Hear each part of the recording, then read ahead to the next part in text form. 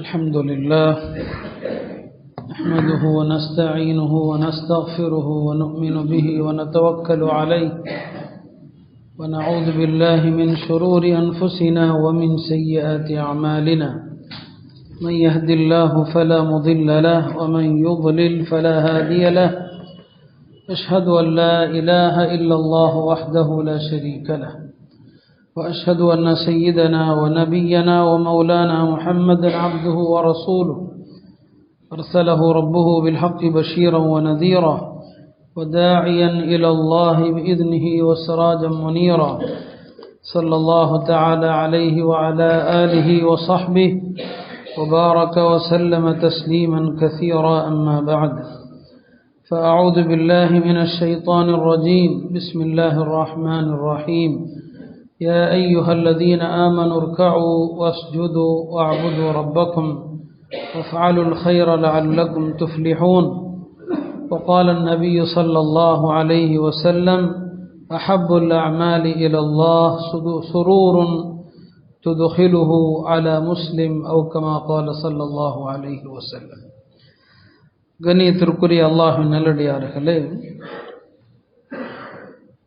அல்லாஹ் ஜல்ல சுப்ஹானஹு வ தஆலா இந்த அழகான தீனை நமக்கு வழங்கியிருக்கிறான்.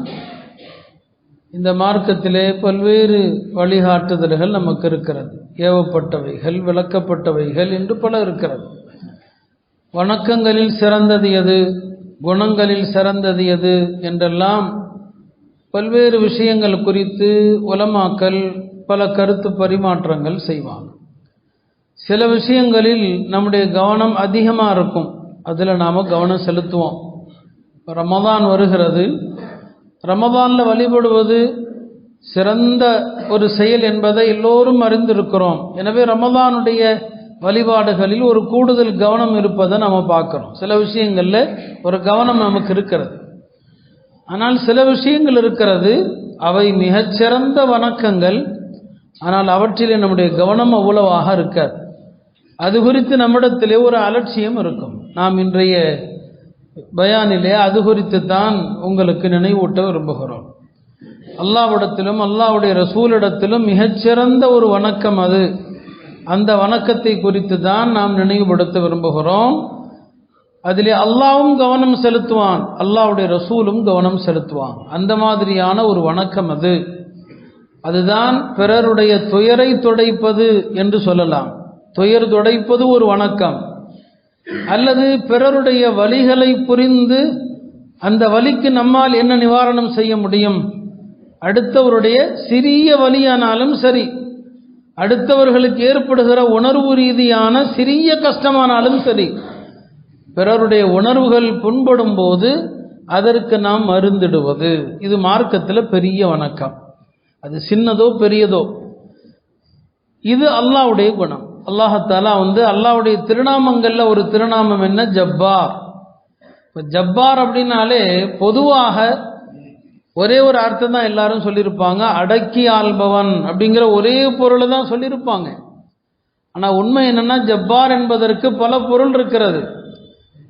அதுல ஒரு பொருள் என்ன, ஜப்பார் என்று சொன்னால் சோதனைகளுக்கு நிவாரணம் அளிப்பவன் என்று பொருள். பெருமானார் ஸல்லல்லாஹு அலைஹி வஸல்லம் அவர்கள் 2 சஜிதாவுக்கு மத்தியிலே அமர்கிற போது இப்படி ஒரு துவா ஓதி இருக்கிறாங்க. அதுல இந்த ஜப்பார் என்கிற வார்த்தையிலிருந்து வரக்கூடிய அந்த வேர் சொல் வரும். அல்லாஹும்ம ஃபிர்லி வர்ஹம்னி வஜ்புர்னி, யா அல்லாஹ் என்னை மன்னிப்பாயாக, என் மீது கருணை காட்டுவாயாக, வஜ்புர்னி எனக்கு ஏற்பட்ட சோதனைகளுக்கு நிவாரணத்தை தருவாயாக. அந்த வார்த்தை தான், அதான் ஜப்பார், சோதனைகளுக்கு நிவாரணம் தருபவன் என்று பொருள் ஜப்பாருக்கு. உண்மையிலுமே சோதனைகளுக்கு அல்லாஹ் தான் நிவாரணம் தர முடியும். எனவே சோதனைகளுக்கு நிவாரணம் அளிப்பவன் அல்லாஹ். உண்மையிலுமே அடியார்களுக்கு ஏற்படுகின்ற சிறிய பெரிய எல்லா கஷ்டங்களுக்கும் அல்லாஹ் தான் நிவாரணம் அளிக்கிறான். அதனால தான் ரப்பு ஒவ்வொரு நாளும் முதல் வானத்திற்கு இறங்கி வருகிறான். ஒவ்வொரு இரவிலும் இறங்கி வந்து கேட்கிறான், என்னிடம் கேட்போர் உண்டா, பாவ மன்னிப்பு தேடுவோர் உண்டா என்று ஒவ்வொரு நாளும் கேட்கறது எதற்காக, நம்முடைய வலிகளுக்கு நிவாரணம் தருவதற்கு. எத்தனையோ பிரச்சனைகள், கவலைகள் எல்லாவற்றுக்கும் நிவாரணம் அளிப்பதற்கு தான் தினமும் அல்லாஹ் முதல் வானத்திற்கு இறங்கி வந்து கேட்கிறான். அல்லாஹ் தன் அடியார்களுடைய எல்லா கஷ்டங்களுக்கும் நிவாரணம் தருவான். மூசா அலைஹிஸ்ஸலாம் அல்லாஹ்வை பார்க்கணும்னு ஆசைப்பட்டாங்க, அது பார்க்க முடியாம போச்சு. பார்க்கணும்னு ஆசைப்பட்டாங்க, முடியல. அப்புறம் அல்லாஹ் தன்னுடைய ஒலிய ஒரே ஒரு கீற்று இறங்கிச்சு அந்த தூர் மலையில, அது சுக்குநூறாச்சு. மூசா அலைஹிஸ்ஸலாம் மயக்கம் முட்டு விழுந்துட்டாங்க. அப்புறம் எழுந்தாங்க, அல்லாஹ்ட்ட தௌபா செஞ்சாங்க. பாருங்க, மூசா அலைஹிஸ்ஸலாம் பார்க்க ஆசைப்பட்டு அல்லாஹ் இந்த உலகத்துல அது முடியாதுன்னு சொல்லிட்டான். இப்போ மூசா அலைஹிஸ்ஸலாம் அவர்களுக்கு அல்லாஹ் தன்னுடைய அந்த காட்சியை காட்டாவிட்டாலும் கூட அடுத்த ஆயத்திலேயே பார்த்தீங்கன்னா அல்லாஹ் மூசா அலைஹிஸ்ஸலாமுக்கு ஒரு ஆறுதல் கொடுப்பான். கால யா மூசா இன்னி ஸ்தஃபைதுக அலன் நாசி பிரிசாலாத்தி வபிகலாமி. ஆறுதல், மூசாவே இன்னி ஸ்தஃபைதுக், நான் உங்களை தேர்ந்தெடுத்து விட்டேன், அலன் நாஸ், எல்லா மக்களை விட உங்களை நபியாக தேர்ந்தெடுத்திருக்கிறேன், என்னுடைய தூதுத்துவத்தை உங்களுக்கு கொடுத்திருக்கிறேன், நேரடியா உங்கள்கிட்ட பேசியிருக்கிறேன். அங்க ஆறுதல் சொல்றான், என்னை பார்க்க முடியாம போனதுக்காண்டி கவலைப்பட வேண்டாம் மூசா, நான் உங்களை சிறப்பித்திருக்கிறேன், உங்களுக்கு நபித்துவம் கொடுத்திருக்கிறேன், உலகத்துல யார்கிட்டையும் நான் நேரில் பேசினதில்லை, உங்கள்கிட்ட பேசி இருக்கிறேன். அங்க அல்லாஹ் ஆறுதல் சொல்லுகிறான். நபிமார்களுக்கு எந்த துன்பம் ஏற்பட்டாலும் அல்லாஹ் உடனே ஆறுதல் அளிப்பான். நிறைய நபிமார்களுடைய சரித்திரங்களை சொல்லலாம். யூசுப் அலைஹிஸ்ஸலாம கிணத்துல போடுறாங்க, சகோதரர்கள் அல்லாஹ் அங்கேயே அவங்களுக்கு வஹி அறிவிக்கிறான். வஅவ்ஹைனா இலை லதுனப்பிஅன்னஹும் பிஅம்ரிஹிம் ஹாதா. யூசுஃபே கவலைப்படாதீங்க, அவர்கள் உங்களுக்கு செய்த இந்த துரோகங்கள் இதையெல்லாம் ஒரு காலம் வரும், நீங்க அவங்கள்ட்ட சொல்வீங்க அப்படின்னு சொல்லி அல்லாஹ் சொல்றான். பின்னால அவங்க எகிப்து நகரத்தினுடைய பெரிய அதிகாரியா வரும்போது யூசுப் அலைஹிஸ்ஸலாமுடைய சகோதரர்கள் உணவு தேடி எகிப்துக்கு வந்தாங்க. அல்லாஹ் அதை அவங்க கிணத்துல போடும்போதே ஆறுதல் சொல்லிட்டான், கவலைப்படாதீங்க. இப்ப எல்லா நிலைகளிலும் அல்லாஹாலா தன்னுடைய நடிகார்களுக்கு ஆறுதல் தருவான். 2 நாளைக்கு முன்னால மேராஜை பத்தி பேசணுமே, மேராஜ் என்ன, பெருமானாருக்கு அல்லாஹ் கொடுத்த ஆறுதல் பயணம், அது துயர் துடைத்த பயணம். எப்ப தாயிஃபிலிருந்து மனம் உடைந்து வந்தார்களோ, கடுமையான மன உளைச்சலுக்கு ஆளானார்களோ, அந்த மன உளைச்சலுக்கான நிவாரணம் தான் இந்த மேராஜுங்கிற பயணம். எனவேதான் சில உலமாக்கள் சொல்லுவாங்க, மேராஜுடைய அந்த பயணத்திற்கு சரியான பெயர் என்ன, ரெஹலத்துல் ஜபர். ரெஹலத்துல் ஜபர் என்று சொன்னால் பெருமானாருக்கு துயர் துடைப்பதற்காக அல்லாஹ் ஏற்படுத்தி கொடுத்த பயணம் அது. அல்லாஹ் நல்லோர்கள், சாலிஹீன்கள், நபிமார்கள் அவர்களுக்கு வலி ஏற்படுகிற போது அந்த வலியை உடனுக்குடன் தொடச்சிருவான். அதான் ஜப்பார், அவன்தான் ஜபர். எல்லாவற்றுக்கும் நிவாரணம் அளிக்கக்கூடியவனாக அல்லாஹ் தான் இருக்கிறான். இது அல்லாஹ்வுடைய குணம். இது ரசூல் ஸல்லல்லாஹு அலைஹி வஸல்லம் குணம். பெருமானார் ஸல்லல்லாஹு அலைஹி வஸல்லம் அவர்கள் யாருடைய உள்ளத்திலும் ஒரு கவலையை பார்த்துட்டா போதும், உடனே அந்த கவலைக்கான நிவாரணம். யாரா இருந்தாலும் சரி, சுதந்திரமானவர்களோ அடிமைகளோ பணக்காரர்களோ ஏழைகளோ யாரா இருந்தாலும் சரி, அவங்க முகத்துல ஏதாவது ஒரு சோகத்துக்கான அறிகுறியை பார்த்துட்டாங்கன்னா உடனே அந்த வலியை நீக்கிடுவாங்க. ஜாபிர் ரலியல்லாஹு அன்ஹு அவர்கள் ஒரு நாள் மிகுந்த கவலையோடு உட்கார்ந்து இருக்கிறாங்க. பெருமானார் ஸல்லல்லாஹு அலைஹி வஸல்லம் அவர்கள், என்ன ஜாபிர், என்ன கவலைக்கு என்ன காரணம்? யா ரசூலல்லாஹ், உங்களுக்கே தெரியும், என் தந்தை உஹதுல ஷஹீத் ஆயிட்டாங்க, 9 பெண் மக்கள் இருக்கிறாங்க, கடன்கள் இருக்கிறது, நான் எப்படி கவலைப்படாமல் இருக்க முடியும்? பெருமானார் ஸல்லல்லாஹு அலைஹி வஸல்லம் அவர்கள் சொன்னாங்க, ஜாபிரே கவலைப்படாதீர், அல்லாஹ் யாரிடத்திலும் இறந்து போனா கூட அல்லாஹ் ஷஹீதுகளிடத்தில் அல்லாஹ் பேசுவான். அல்லாஹ் யாரிடத்திலையும் நேரடியா பேசினதில்லை, திரைக்கு அப்பால் தான் பேசுவான்.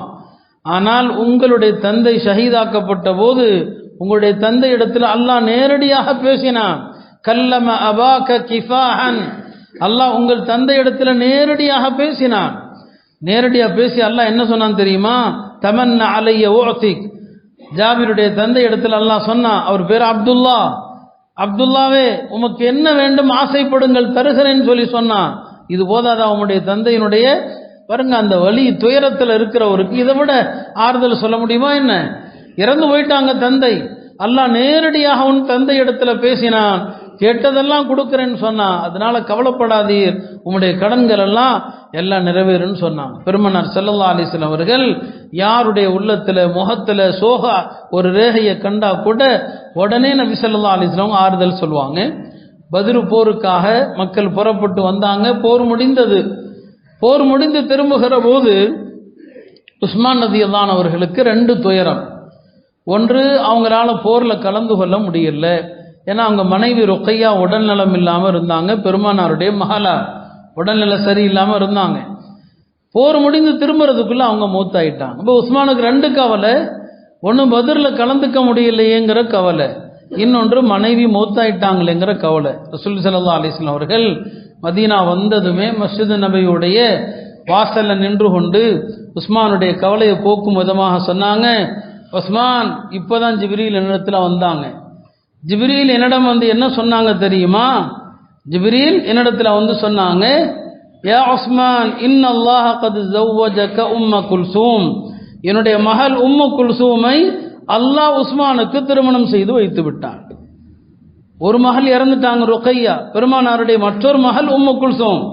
இந்த ருக்கையா உம்மு குல்சூம் இருவருமே அபூஜஹலுடைய 2 மகன்களுக்கு மனைவியா இருந்தாங்க. அபூஜஹல் தலாக் சொல்லிட்டான், அதனால அவர்கள் தலாக் சொன்னாங்க. அதுல முதல்ல ருக்கையாவை பெருமானார் உஸ்மானுக்கு கட்டி கொடுத்தாங்க. இப்போ ருக்கையா இறந்துட்டாங்க, அடுத்த மகள் உம்மு குல்சூம். உம்மு குல்சூமை யார் நிக்காஹ் பண்ணி வைக்கிறா? அல்லாஹ் நிக்காஹ் பண்ணி வைக்கிறான். இப்னு மாஜால வருது, இன்னல்லாஹ கத் ஸவ்வஜக உம்ம குல்சூம், உஸ்மானே உம்மு குல்சூமை அல்லாஹ் உங்களுக்கு திருமணம் செய்து கொடுத்து விட்டான்னு சொன்னாங்க. சொல்லிட்டு சொன்னாங்க, நீங்க பத்ர்ல கலந்து கொண்டால் என்ன நன்மையோ அந்த நன்மை உங்களுக்கு எழுதப்பட்டு விட்டதுன்னு சொன்னாங்க. அங்க உஸ்மானுடைய மனம் அந்த வலிக்கு ஆறுதல் சொல்றாங்க. உம்மு குல்சூம் ரலியல்லாஹு அன்ஹா ஹிஜ்ரி 9ல் அவங்களும் இறந்து போயிட்டாங்க. 2 மகளை கட்டினதுனால தான் உஸ்மானுக்கு என்ன சொல்ல, துன்னூரை, 2 பேரொளிக்குரியவர் என்று சொல்ல காரணம் அதுதான். உம்மு குல்சூம் ரலியல்லாஹு அன்ஹா 9ல் இறந்துட்டாங்க.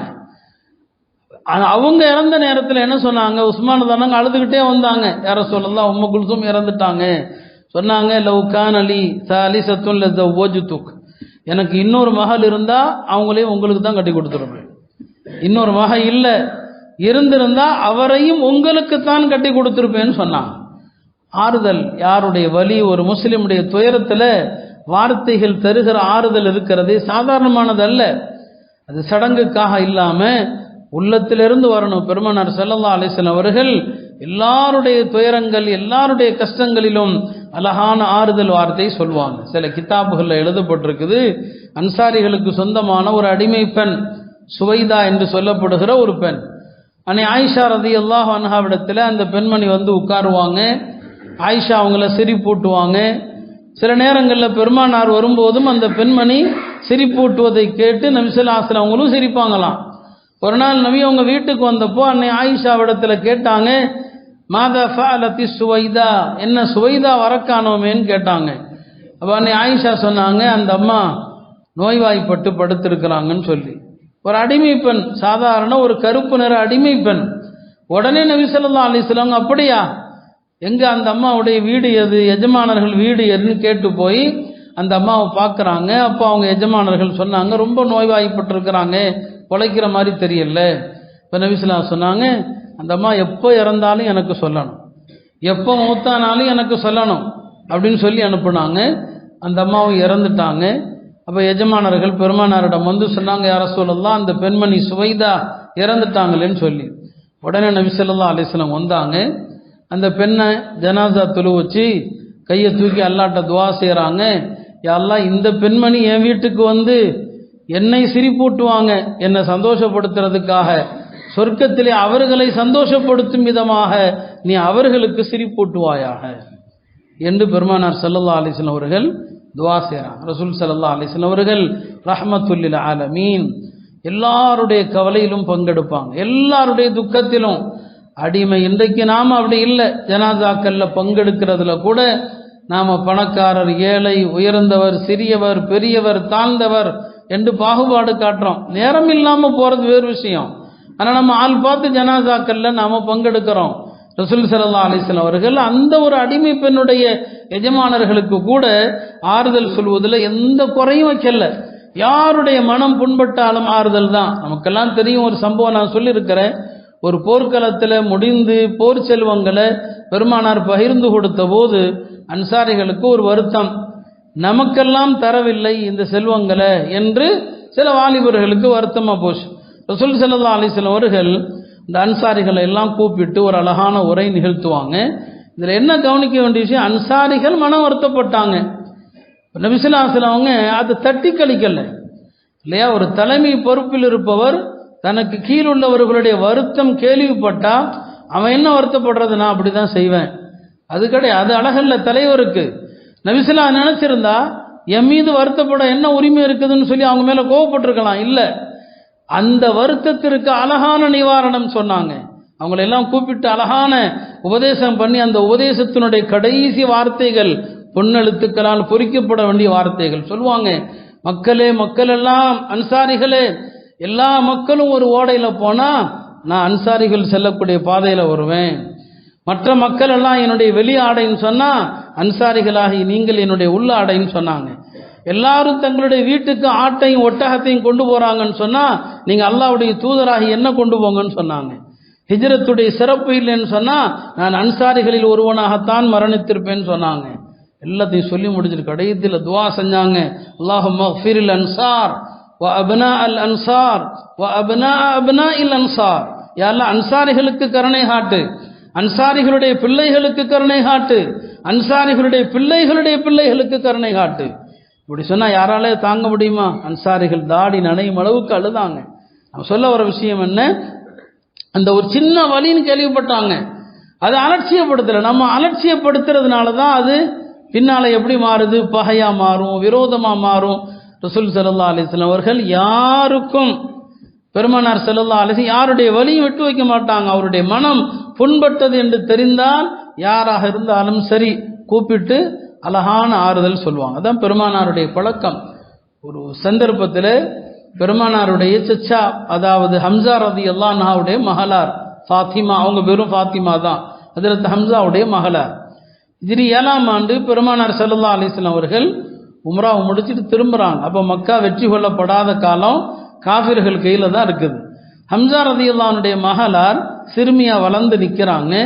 அவங்க பெருமானாரை கண்டதும் மக்கால தான் இருக்கிறாங்க, ஓடி வர்றாங்க, யா அம்மி யா அம்மின்னு ஓடி வர்றாங்க.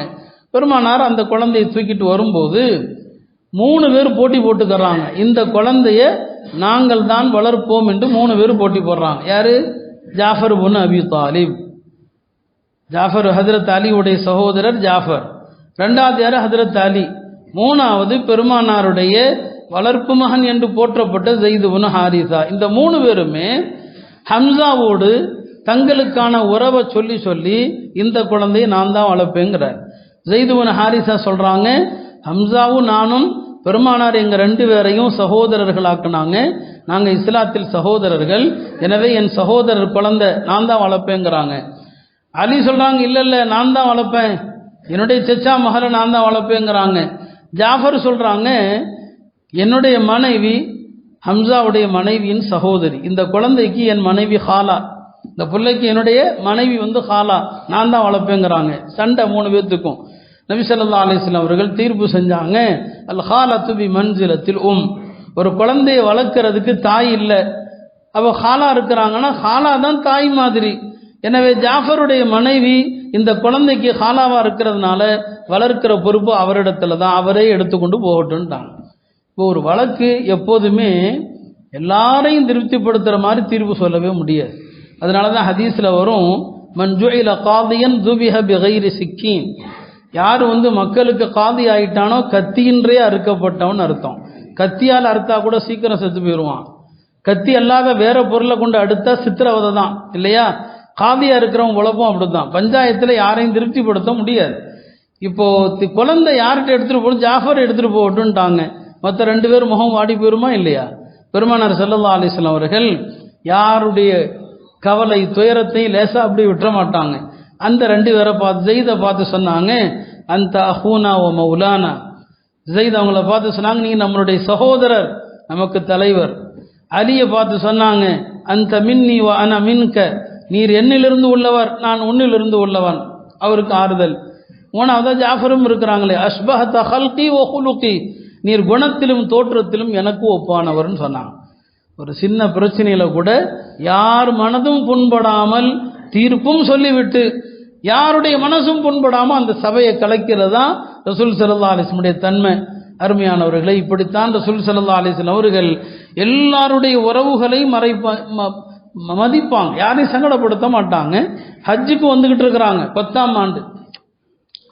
பெருமானார் வர்றாங்கன்னு கேள்விப்பட்டதும் வழியில ஒரு பெரிய கூட்டத்தாருடைய தலைவர், அவர் பேர் சாபுன்னு ஜஸ்ஸாமா, அவர் பெருமானார் வர்றாங்கன்னு கேள்விப்பட்டதும் ஒரு காட்டு கழுதையை வேட்டையாடி பெருமானார் வரும்போது விருந்தளிக்க வேண்டும் என்று காட்டு கழுதையை வேட்டையாடி வச்சிருக்கிறார். நபி ஸல்லல்லாஹு அலைஹி வஸல்லம் வந்ததும் யா ரசூலல்லாஹ் உங்களுக்காண்டி வேட்டையாடினேன் கொடுக்குறாங்க. பெருமானார் ஏற்க மறுத்துட்டாங்க. அவர் முகம் வாடி போச்சு, அல்லாஹ்வுடைய தூதர் ஏற்கலையேன்னு சொல்லி, என்ன வருத்தம்னு தெரியலையேன்னு சொல்லி. நபி ஸல்லல்லாஹு அலைஹி வஸல்லம் காரணத்தை சொல்லிடுவாங்க. ஏன்னா புரியாமல் இருந்தால் எதனால அப்படின்னு சொல்லி அவர் மனசில் தவறான எண்ணங்கள் வந்துடும். சொன்னாங்க, உங்கள் மேலே எந்த வருத்தமும் இல்லை, எஹராமில் இருக்கிறதுனால இந்த வேட்டையாடப்பட்ட பிராணியை நாங்கள் சாப்பிட முடியாது. அது ஒரு கருத்து வேறுபாடு உள்ள விஷயம். அங்கே அவங்க சொன்ன பதில் என்ன, நாங்கள் எஹராமில் இருக்கிறோம், எஹராமில் இருப்பவருக்காக வேட்டையாடப்பட்ட பிராணியை சாப்பிடக்கூடாது, மற்றபடி உங்கள் மேலே வருத்தம் எதுவும் இல்லை. உடனுக்குடன் காரணங்களை சொல்லி பெருமானார் ஸல்லல்லாஹு அலைஹி வஸல்லம் அவர்கள் அவ்வப்போது அதற்கு தீர்வு காணுவது தான் அவங்களுடைய பழக்கம்.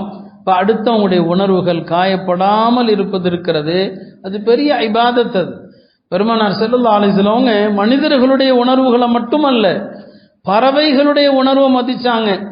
ஒரு பயணத்தில் சஹாபாக்கள் ஒரு பறவையும் அதனுடைய குஞ்சுகளையும் பார்த்தாங்க. அதனுடைய 2 குஞ்சுகளை பிடிச்சி வச்சுட்டாங்க. அந்த தாய்ப்பறவை தன்னுடைய ஏக்கத்தை என்ன செய்யுது, தரையில தன்னுடைய ரெக்கையால் அடித்து வெளிப்படுத்துது. அந்த காட்சியை பார்த்து பெருமானார் கேட்டாங்க, மன் ஃபஜ்ஜா ஹாதிஹி, யார் இதனுடைய குஞ்சுகளை பிரித்து அதற்கு கஷ்டம் கொடுத்தது, ருத்து இலைஹா பி வலதிஹா, அந்த குஞ்சை அதுக்கிட்டே கொடுங்கன்னு சொன்னாங்க. ஒரு பறவையினுடைய உணர்வை பெருமானார் ஸல்லல்லாஹு அலைஹி வஸல்லம் மதிச்சாங்க. ஒரு தோட்டத்துக்கு போனாங்க. அந்த தோட்டத்தில் நிறுத்தப்பட்டிருந்த ஒட்டகம் பெருமானாரை கண்டதும் அழுதது. உடனே அந்த உரிமையாளரை கூப்பிட்டாங்க. இந்த ஒட்டகம் நீ பசியோடு அதை துன்புறுத்துகிறாய் என்று என்னிடம் சொன்னது, அதற்கு ஒழுங்கான முறையிலே உணவளித்து பராமரித்துவான்னு சொன்னாங்க. எல்லாருடைய பறவைகளுடைய உணர்வு, கால்நடைகளுடைய உணர்வு என்று எல்லா உணர்வுகளையும் பெருமானார் ஸல்லல்லாஹு அலைஹி வஸல்லம் அவர்கள் மதித்து நடந்தாங்க. பெருமானாருடைய உணர்வுகளுக்கு மதிப்பளிக்கிறது என்பது கொஞ்ச நஞ்சம் அல்ல. பாருங்க, குபா இருக்கிறது, குபா தான் இஸ்லாத்தில் கட்டப்பட்ட முதல் பள்ளி. எது? குபா தான். அதுக்கப்புறம் தான் மஸ்ஜிது நபவி கட்டப்பட்டது. முதல்ல எது? குபா தான் இல்லையா? இப்போ மஸ்ஜிது நபவி கட்டினதுமே மக்கள் கவனம் எல்லாம் எங்கே வந்துருச்சு? மஸ்ஜிது நபவி, பெருமானார் கட்டிய பள்ளிவாசல் அப்படின்னு ஆயிடுமா இல்லையா? இப்போ குபாவாசிகளுக்கு ஒரு சின்ன வருத்தம் இருக்கும். மக்காலிருந்து ஹிஜ்ர செய்து வர்றவங்களுக்கெல்லாம் முதல்ல புகலிடம் கொடுத்தது யாரு? குபாவாசிகள். அவங்கெல்லாம் அங்கே தான் தங்கியிருந்தாங்க. பெருமானார் வர்ற வரைக்கும் எல்லாரும் தங்கியிருந்தது எங்கே? குபால தான். அங்கே எல்லாருமா சேர்ந்து தொழுதுகிட்டு கொண்டுகிட்டு இருந்தாங்க. பெருமானார் வந்ததுன்னா மதீனாவுடைய மையப்பகுதியில் இப்போது இருக்கிற மஸ்ஜிது நபவி கட்டப்படுது, எல்லாம் அங்கே இடம் பெறுவாங்க. இப்போ மஸ்ஜிது நபவி கட்டப்பட்டதும் எல்லாருமே குபாவை மறந்துடக்கூடாது இல்லையா? இப்போ குபாவாசிகளுக்கு வருத்தம் இருக்குமா இல்லையா? யோசிச்சு பாருங்க, ஏற்கனவே ஒரு பள்ளி இருக்குது, இன்னொரு பள்ளி கட்டினதும் மக்கள் எல்லாரும் அங்கே வந்தா இந்த பழைய பள்ளியை கட்டினவங்களுக்கு வருத்தம் இருக்குமா இல்லையா? பெருமானார் அங்கே கூட உணர்வை மதிக்கிறாங்க. மஸ்ஜிது நபவி கட்டியாச்சு, இப்போ குபா பள்ளி இருக்குது, மக்கள் குபாவை சாதாரணமாக எடுத்துடக்கூடாது இல்லையா? பெருமானார் 2 காரியம் செஞ்சாங்க. ஒன்று என்ன, ஒவ்வொரு சனிக்கிழமையும் குபா பள்ளிக்கு போய் 2 ரக்காத் தொழுவாங்க. வெள்ளிக்கிழமை ஜும்மா மஸ்ஜிது நபவியில் நடக்குதுன்னா சனிக்கிழமை பெருமானார் குபாவுக்கு போவாங்க. சொன்னாங்க, யார் இந்த குபா பள்ளிக்கு சென்று 2 ரக்காத்து தொழுவாரோ அவருக்கு ஒரு உம்ராவுடைய நன்மைன்னு சொன்னாங்க. ஒரு உம்ராவுடைய நன்மை. இது எதுக்காக? குபாவாசிகளுடைய மனதை திருப்திப்படுத்த. இந்த பள்ளி கட்டினாலும் உங்களுடைய பள்ளிக்குரிய சிறப்பு அப்படிதான் இருக்குது. அப்போ சனிக்கிழமை அங்கே போய் தொழுகிறது பெருமானார் ஸல்லல்லாஹு அலைஹி வஸல்லம் அவர்களுடைய ஒரு சுன்னத்தாக இருக்கிறது. அருமையானவர்களே, இப்படி அல்லாஹ்வும் சரி அல்லாஹ்வுடைய ரசூலும் சரி அடியார்களுடைய உள்ளங்களுக்கு ஏற்படுகின்ற சின்ன வலியோ பெரிய வலியோ அதை உடனே துயர் துடைச்சிருவாங்க. இதைத்தான் சொன்னால் துயர் துடைப்பது வணக்கம்.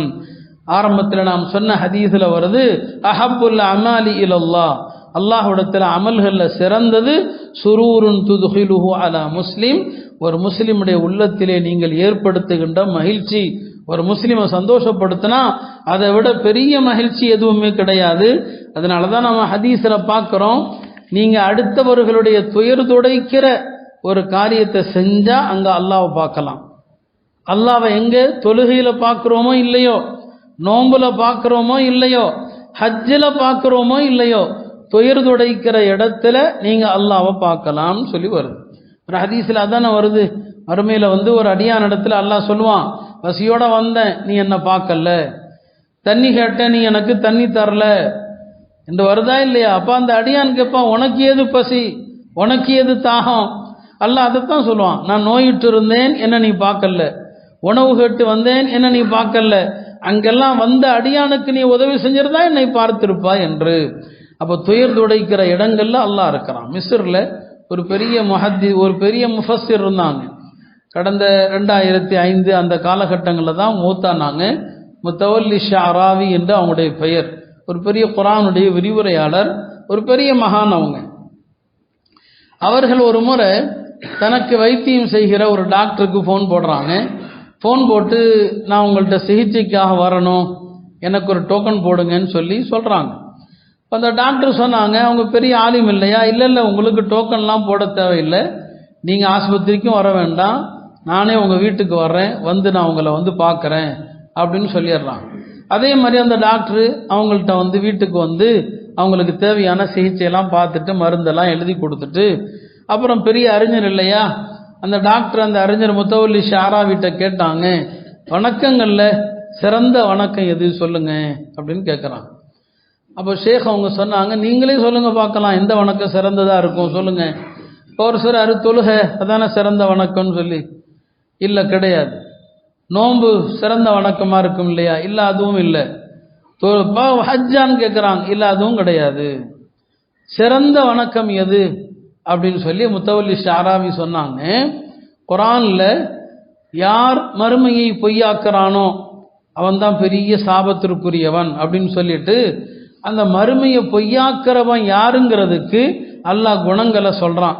அரஐத்தல்லதி யுகத்திபு பித்தீன், மறுமையை பொய்யாக்குறவன் யாரு தெரியுமா? மறுமையை பொய்யாக்குறவன் யாருன்னு கேட்டுவிட்டு அல்லாஹ் என்ன சொல்றான், ஃபதாலிகல்லதி யதுஉல் யதீம், அந்த அனாதைகளை விரட்டுபவன். வலா யஹது அலா தஆமில் மிஸ்கீன், மிஸ்கீன்களுக்கு உணவளிக்காதவன் அல்லாஹ் சொல்றான். சொன்னாங்க, அனாதைகளுடைய உணர்வை மதிக்காம யார் அனாதைகளை புண்புறுத்துகிறானோ அவன்தான் பெரிய சாபத்திற்குரியவன். அப்படியானால் டாக்டர் அவர்களே, நீங்க எல்லா மக்களுடைய உணர்வுகளுக்கு மதிப்பு கொடுங்க, எல்லா மக்களுடைய வழிகளை மதிச்சு நடங்க, இதுதான் பெரிய வணக்கம். அடுத்தவர் உணர்வுகளையும் வலிகளையும் கஷ்டங்களையும் மதிக்கிறது பெரிய வணக்கம் அப்படின்னு சொல்லிட்டான். இந்த டாக்டரும் போயிட்டான்.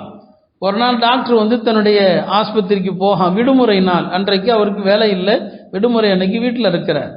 வீட்டில் இருக்கும்போது அவருக்கு ஒரு ஃபோன் வருது. ஒருத்தவங்க பேசுகிறாங்க, என்னுடைய உறவினர் ஒருத்தவங்க உங்கள் ஹாஸ்பிட்டலில் தான் அட்மிட் ஆகிருக்கிறாங்க, அவங்களுக்கு உடம்பு சரியில்லை, நீங்கள் கொஞ்சம் போய் பார்த்து அவங்க எப்படி இருக்கிறாங்க அப்படிங்கிறத கொஞ்சம் கவனிச்சா நல்லா இருக்கும்னு சொல்லி. இப்போ டாக்டர் நமக்கு விடுமுறை நாள் அப்படிங்கிறத யோசிக்காம ஷேக் சொன்னாங்க இல்லையா, அடுத்தவர்களுடைய வலிகளுக்கு நிவாரணம் தேடுவது தான் பெரிய வணக்கம்னு சொன்னாங்களே. ஒரு விஷயத்தை கேட்டால் அமல் செய்யணும் வாழ்க்கையில். பயான் கேட்கறதுங்கிறது அதான், மணிக்கணக்கில் கேட்கறது இல்லை. ஷேக் சொன்னது ஞாபகம் வருது. சரி லீவாக இருந்தால் என்ன, ஆஸ்பத்திரிக்கு போகிறாங்க. போய் அவங்க சொன்ன அந்த நோயாளியை பார்த்து ட்ரீட்மெண்ட்லாம் அவங்களுக்கு கொடுத்துட்டு, அவங்களுக்கும் ஃபோன் பண்ணி அவங்க நல்லா இருக்கிறாங்க எல்லாம் பார்த்துட்டோன்னு சொல்லிட்டு தன்னுடைய அறையில் கொஞ்ச நேரம் உட்காரும் போது அந்த டாக்டருக்கு திடீர்னு நெஞ்சு வலி வரும். உடனே மற்ற டாக்டர்கள்லாம் அவருக்கு உடனடி சிகிச்சை செஞ்சிடறாங்க. சரி செஞ்சு அவர் யோசிக்கிறாரு, இப்போ நான் இந்த நோயாளியை பார்க்க வந்த இடத்துல எனக்கு திடீரென்று இப்படி ஒரு பிரச்சனை எனக்கு அவசர சிகிச்சை கொடுத்துட்டாங்க இல்லையா, இதில் அல்லாஹ் எனக்கு நான் என்ன செய்தி அல்லாஹ் எனக்கு சொல்கிறான். அவரே சொல்கிறாரு, இந்த வலி வரும்போது நான் வீட்டில் இருந்திருந்தா நான் மொத்தா போயிருப்பேன். ஏன்னா வீட்டில் இருந்து ஆஸ்பத்திரிக்கு வர்றதுக்குள்ள ஹார்ட் அட்டாக் வந்தால் என்னன்னாலும் நடக்கலாம், நான் மொத்தா இருப்பேன். அல்லாஹ் எனக்கு சொல்லுகிற செய்தி என்ன, என் அடியார்களுடைய வலியை நீ துடைத்தால் உன்னுடைய வலியை நான் துடைப்பேன். என்னுடைய அடியார்களுக்கு ஏற்படுகிற துயரங்களுக்கு நீ நிவாரணத்தை தேடினால் உன்னுடைய நிவாரணத்திற்கு நான் வழி செய்வேன். இதுதான் அங்கே நமக்கு சொல்லப்படுகிற செய்தி என்பதை அந்த டாக்டர் சொல்றாங்க. அருமையானவர்களே, இந்த துயர் துடைப்பது தான் நம்மள்கிட்ட இல்லாத ஒரு வணக்கம். அடுத்தவங்களுடைய கஷ்டங்களை ஏனோதானோன்னு கடந்து போகிற மார்க்கத்தில் ஒரு மனிதனுக்கு இப்போ ஒரு ஆள் வீட்டில் யாராவது மூத்தா போயிட்டாங்கன்னா அந்த வீட்டுக்கு சென்று ஆறுதல் சொல்லணும். ஆறுதல் சொல்வது தஅஸியா என்று அரபியில சொல்லுவாங்க. ஹதீஸ்ல வருது, மன் அஸ்ஸா முஸாபன் ஃபலஹு அஜ்ரு மிஸ்லி. ஒரு துயரத்தில் இருக்கிற மனிதனுக்கு ஆறுதல் சொன்னால் அந்த துயரத்தில் இருக்கிற மனிதனுக்கு என்ன கூலியோ அந்த கூலி உங்களுக்கும் தரப்படும். அதனால யாராவது சொந்த பந்தங்கள நண்பர்கள் வீட்டில் மௌத்தானா நாம் ஒரு 2 நாள் கழித்து அந்த வீட்டினர்கிட்ட போய் அழகான முறையில் ஆறுதல் வார்த்தை சொல்லணும். ஆறுதல் வார்த்தை எப்படி சொல்லணும், அதுக்கு கூட உலமாக்கள் வாசகங்கள் சொல்லுவாங்க. யாராருக்கு எப்படி ஆறுதல் சொல்லணும். சுருக்கமாக சொல்ல போனால், அல்லாஹ் உங்களுக்கு அழகிய பொறுமையை தரட்டும், உங்களுடைய மையத்துடைய பாவங்களை அல்லாஹ் மன்னிக்கட்டும், அவருக்கு பதிலாக அல்லாஹ் சிறந்த பகரத்தை தரட்டும் என்றெல்லாம் என்னங்க சொல்லணும். கலீஃபா மஹதி இஸ்லாமிய ஆட்சியாளர்கள் ஒருவர், அவருடைய மகளார் இறந்து போயிட்டாங்க. அவருடைய மகள் மௌத்தா போயிட்டாங்க. இப்போ அவர் ரொம்ப துயரத்தில் இருக்கிறார். ஹலீஃபா ரொம்ப மன வருத்தத்தில் இருக்கிறாரு. மகள் போன வருத்தம் அவருக்கு இருக்குது. எல்லாம் வர்றாங்க ஹலீஃபாட்ட ஆறுதல் சொல்வதற்காக, எல்லாம் வர்றாங்க. அப்படி வந்துகிட்டு இருக்கும்போது ஒரு பெரிய அறிஞர் இப்னு அபி ஷைபா என்று ஒரு அறிஞர், அவங்களும் வர்றாங்க. வந்து ஹலீஃபாவிடத்தில் பின்வரக்கூடிய வார்த்தையில் ஆறுதல் சொல்கிறாங்க. கிதாபுகளில் எழுதுறாங்க, இந்த மாதிரி ஒரு அழகிய ஆறுதல் யாரும் யாருக்கும் சொல்லி இருக்க முடியாது. அவ்வளோ அழகான வார்த்தையில் சொல்றார். அத்தாக் அல்லாஹு யா அமீர் அல் முஃமினீன் அலா மா ருஸிஅத அஜ்ரா. அவர் சொல்றார், அமீர் அல் முஃமினீன் அவர்களே, உங்களுக்கு ஏற்பட்ட இந்த துன்பத்திற்கு அல்லாஹ் அழகான கூலியை தரட்டும். வ அகபக ஸப்ரன், உங்களுக்கு அல்லாஹ் அழகிய பொறுமையை தரட்டும். வலா அஜ்ஹத பலாஅக பினிக்மத்தின், உங்களுக்கு ஏற்பட்ட இந்த சோதனையை அல்லாஹ் தண்டனையாக ஆக்காமல் இருக்கட்டும். சோதனை தண்டனையாகவும் ஆயிரலாம், அப்படி ஆக்காம இருக்கட்டும். வலா நஸஅ மின்க நிஅமத்தன், அல்லாஹ் உங்களிடமிருந்து இனி எந்த நியாமத்தையும் அல்லாஹ் பறிக்காமல் இருக்கட்டும், எந்த நியாமத்தும் பறிக்காமல் இருக்கட்டும். கடைசியாக சொல்றாரு, சவாபுல்லாஹி கைருல் லக மின்ஹா, உங்க மகள் இறந்ததுனால நீங்க பொறுமையோடு இருந்தீங்கன்னு சொன்னா அல்லாஹ் உங்களுக்கு கொடுக்கிற சவாப் உங்கள் மகளை விட சிறந்தது. அல்லாஹ் உங்களுக்கு இந்த மௌத்துனால நீங்க பொறுமையா இருந்தீங்கன்னா அல்லாஹ் கொடுக்கிற சவாப் உங்க மகளை விட சிறந்தது. வரஹ்மத்துல்லாஹி கைருல் லக மின்ஹா. அடுத்து சொன்னாங்க, உங்க மகள் உங்களோடு இருக்கிறத விட அல்லாஹ்வுடைய ரஹமத்திலே சென்று விட்டது அவங்களுக்கு நல்லதுன்னு சொன்னாங்க. இதுதான் அழகான முறையில் ஆறுதல் சொல்வது. யார் வீட்டுக்காவது போனா, இறந்தவர் வீட்டுக்கு போனா பழைய கதையை சொல்லி சோகத்தை சில பேர் கிளப்பி விட்டுருவாங்க, மறுபடி சோகத்தை தூண்டி விட்டுருவாங்க. அப்படிலாம் இருக்கிறோம். ஆனா மார்க்கத்தில் அப்படி இல்லை. ஒரு காஃபிருடைய தெரிஞ்சவங்க காஃபிர்கள் யாராவது இறந்துட்டாங்கன்னா அவங்களுக்கு எப்படி ஆறுதல் சொல்லணும், அது கூட நம்முடைய உலமாக்கள் சொல்லி இருக்கிறாங்க. ஒரு முஸ்லிம் இறந்தா ஆறுதல் சொல்வது எப்படி, ஒரு காஃபிர் இறந்தா ஆறுதல் சொல்வது எப்படி, எல்லா விவரங்களும் சொல்லப்பட்டிருக்குது. அதனால அந்த சுன்னத்து அவருக்கு அழகான வார்த்தைகளை சொல்லி ஆறுதல் சொல்வது. வேணா அல்லாஹ் உங்களுக்கு அழகான பொறுமையை தரட்டும், இந்த இழப்புக்கு பதிலாக அல்லாஹ் சிறந்ததை உங்களுக்கு மாறாக தரட்டும். அந்த நேரத்தில் நிற்கிறவங்க ஆமீன் சொல்லிட்டாங்கன்னா அந்த துவா கபூல் ஆயிட்டா அந்த இறந்து போனவருக்கு பதிலாக அல்லாஹ் அவங்களுக்கு எவ்வளோ பெரிய சிறப்பை கொடுப்பான்னு சொல்ல முடியாது. அபூ சலமா இறந்தாங்க, உம்மு சலமாவுடைய முதல் கணவர். 2 பேரும் ரொம்ப ரொம்ப நெருக்கமான பாசமான தம்பதியர். அப்போ அந்த இடத்துக்கு பெருமானார் வந்தபோது உம்மு சலமா அழுதுட்டு இருந்தாங்க. பெருமானார் சொன்னாங்க, அல்லாஹ்விடத்தில் இப்படி துவா செய், யா அல்லாஹ் இந்த சோதனைக்கு பதிலாக எனக்கு சிறந்ததை மாற்றிக்கொடு, அப்படி துவா செய்யுங்கன்னு சொன்னாங்க. சில நேரங்களில் நம்ம மனசுல என்ன இருக்கும், இதை விட சிறந்தது என்ன இருக்க முடியும், அபூ சலமாவை விட சிறந்தவர் இருக்க முடியும். சரி, பெருமானார் சொல்லிட்டாங்க, நானும் துவா கேட்டேன், அல்லாஹ் இவரை விட சிறந்த துணையை கொடு, அல்லாஹ் எனக்கு உலகத்திலேயே சிறந்தவரான பெருமானாரை எனக்கு கணவராக கொடுத்தான்னு சொன்னான். அதனால சோதனைகள் துன்பங்கள்ல இருக்கிறவங்களுக்கு அழகான வார்த்தைகளால் தேற்றுவது இருக்கிறது. இது அல்லாஹ்வும் ரசூலும் கடைபிடித்த வழிமுறை. இது மிகச்சிறந்த இபாதத். இந்த இபாதத்தினால அல்லாஹ் ஒருவருக்கொருவர் ஆறுதலையும் ஒருத்தருக்கு ஒருத்தர் நிம்மதியும் தர்றான். இதுதான் நன்மையான விஷயங்களில் ஒருவருக்கொருவர் ஒத்துழைத்தல் என்பது. எனவே அருமையானவர்களே, நாம் தொழுகிறோம், மற்ற வணக்கங்கள் செய்கிறோம், எல்லாவற்றையும் விட பிறருடைய உணர்வுகள், பிறருடைய கஷ்டங்கள் யாருக்கு தெரியும்? ஊரில் எவ்வளோ பேர் கஷ்டத்தில் இருக்கிறாங்க, ராத்திரி எத்தனை பேர் அழுகிறாங்க நமக்கு தெரியுமா? எத்தனை பேர் தனிமையில் கண்ணீர் விடுறாங்க நமக்கு தெரியுமா? அடுத்தவருடைய துயரங்களை பற்றி யோசித்து அது விஷயத்தில் நாம் கவலைப்பட்டோன்னு சொன்னால் அல்லாஹ் நமக்கு கவலைப்பட, நம்முடைய விஷயத்தில் கவலைப்படுறான். நீங்கள் அடியார்களுக்காக உழைத்தால் அல்லாஹ் உங்களுடைய எல்லா தேவைகளையும் பூர்த்தி செய்கிறான். இதைத்தான் இப்னு அப்பாஸ் சொல்லுவாங்க, பெருமானாருடைய பள்ளியில் யாத்திகாஃப் இருப்பதை விட ஒரு முஸ்லிமுடைய கஷ்டத்தை நீக்கிறது சிறந்ததுன்னு சொன்னாங்க. எனவே அடுத்தவர் துயர் துடைத்தல் என்கிற இந்த மகத்தான வணக்கம் இருக்கிறது, அல்லாஹ்விடத்தில் உயர்ந்த கூலியை பெற்று தருகிறது. எல்லாம் வல்ல அல்லாஹ் இத்தகைய வணக்கங்களிலே அதிக ஆர்வம் காட்டக்கூடிய மக்களாக நம்ம எல்லாம் ஆக்கி அருள்வானாக. வ ஆகிரு தஅவானா அல்ஹம்துலில்லாஹி ரப்பில் ஆலமீன்.